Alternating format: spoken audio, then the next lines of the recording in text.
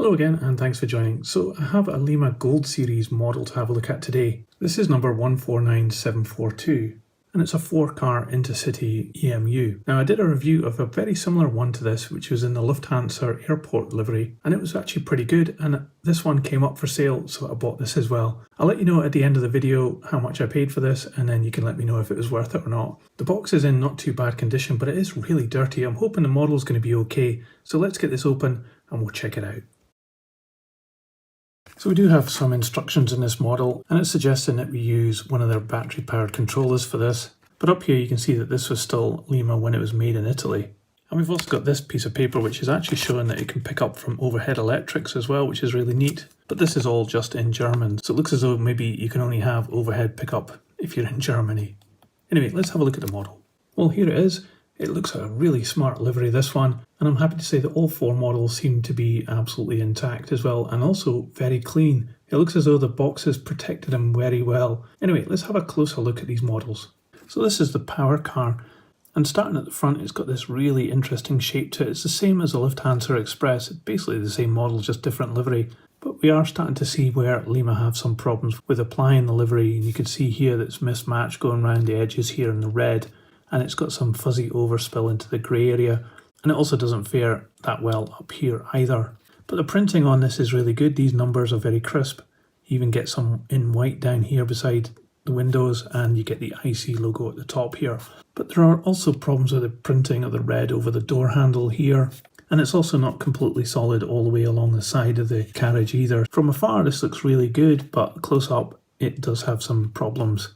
However, it is a good combination of colours, the dark grey and the red and the cream. And we have these smoke windows as well. But inside you can see that this is a compartment carriage. However, at the back here you can see where the motor is. So it's mounted on top of the bogie, very typical of old Lima models. It's just that kind of pancake motor that Hornby then used and called it the Ringfield motor. Up on top we've got some extra parts added on for the electrical gear and this copper wire running along here. It's just a dummy piece of wire. And it's very bright as well, but it's interesting that it's been added in as a piece of metal. We have the pantograph here, which looks really good, and it operates very well as well. Very nice and fine with a copper runner on the top. Like we saw in the instructions, this can actually pick up from overhead if you wanted to. And then we've got the moulding of these boxes on the roof here with some grille effect on them. Not the best moulding in the world, but it's not too bad at all. And down the front here we have the horn here as an extra part added on. It does look as though we might have illumination on this model, so we'll check that out. And you can see inside we've got a driver's compartment with all the controls as well. But you can see some electrical wires through the windows there coming from the pickup on this front bogie. But the bogies are a nice design and they've been moulded really well with a lot of detail too, although the brake gear isn't in line with the wheel treads. It feels quite weighty, this. It's not just the weight, the motor inside here, so it must have some metal as well. But let's check out one of the coaches. So just the first of the 2 coaches I've picked up here. It's quite a long model, this. I guess it's prototypical length, and it suffers from the same kind of problems with the painting as well. It's not been done that well, but the printing has been done great. You can see the white writing down here. We've got these kind of basic couplings, and inside here we've got some glazing, but it's not flush fit, and we have an extra part with this gangway and the kick down plate. Again, on the roof, it's got the electrical gear and it's got this wire running the whole length of the carriage all the way from one end to the other, which is really neat and makes it quite an interesting thing to look at. Again, the nicely detailed bogies here, and we seem to have an open carriage on this one with quite large windows. It's slightly different on the other carriage I'm going to show you in a moment. And on this side of the carriage, the door is positioned here with a bit of a space in this window, and on the other side the door is further down. So I'm not quite sure what is inside here. It might be some toilets or something like that. And at the other end we seem to have a little compartment here as well, and you can see it through the windows on this side, and it's blocked off on the other side. So let's have a look at the other coach. This one's a bit different because it's got much smaller windows and a lot more seating. So I guess this has got like aircraft style seating, and maybe the other one had tables. But it's a very similar model, again with the similar kind of problems with the painting. It's not quite right. Printing is really good though. The roof is identical to the first one, but unfortunately we seem to be missing a little connector here. There's a hole in the roof. And finally the dummy power car. It's very similar to the first one as you would expect as well, but it's a bit lighter. It does have the same pantograph, and it's another compartment coach inside. It would be interesting to see how much it weighs. So let me put all of this on the scales first before we give it a try. So the power car with the motor is 315 grams. One of the coaches is 204 grams. And the dummy power car is 208 grams. So I've just got the power car here on some Hornby third radius track, and it does have quite a bit of an overhang as well. It's such a long model, this one. I'm going to give it some power with my H&M controller, just 12 volts DC. So let's see what happens.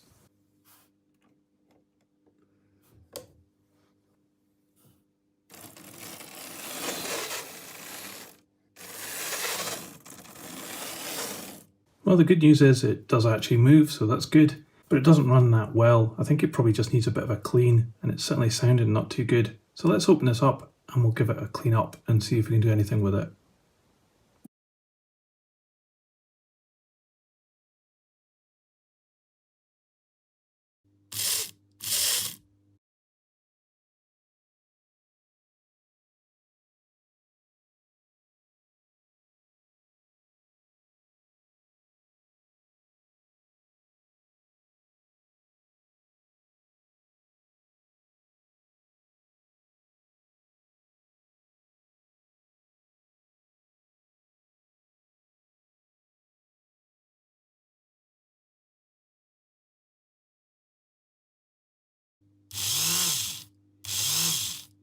Just look how much this chassis flexes. It's just so cheaply done.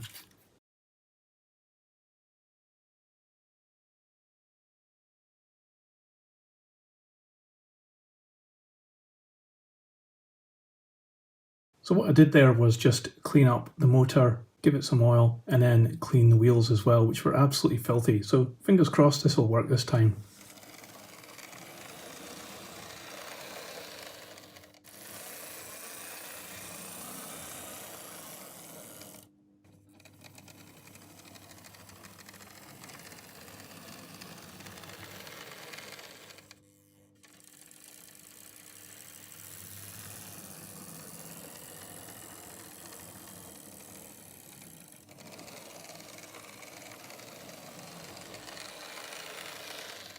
Well, there you go. All it needed was a bit of a clean and it just works perfectly. It actually even crawls along really quite well as well. I've just opened up the dummy power car here, and it also has lights as well. It picks up from both the front and the rear bogie. And it actually works as well. But strangely enough, on the dummy power car, even though it's got the same pantograph, it doesn't actually pick up power from this to power the lights on the front. If you are running this on an overhead pickup, then you won't get lights in the dummy car. That's a bit odd. Lima models can be a bit temperamental, but obviously if you keep them clean and regularly service them, they'll keep on going. And this model is testament to just exactly that. So this set was built as Gold Series from Lima, but I don't really understand exactly what is actually so good about this set compared to other Lima models. Sure, it has some refinements, like some extra fitted parts like the pieces on the roof. The pantographs are pretty good as well. But the painting on these is just rubbish, basically, even for the time. You just have to compare it with something that's been made in Germany from the time period that this came out to just see just how bad this was. However, that said, this set does have some really striking and good looks to it, and moving fast on a model railway, you're not going to notice all those little niggly things.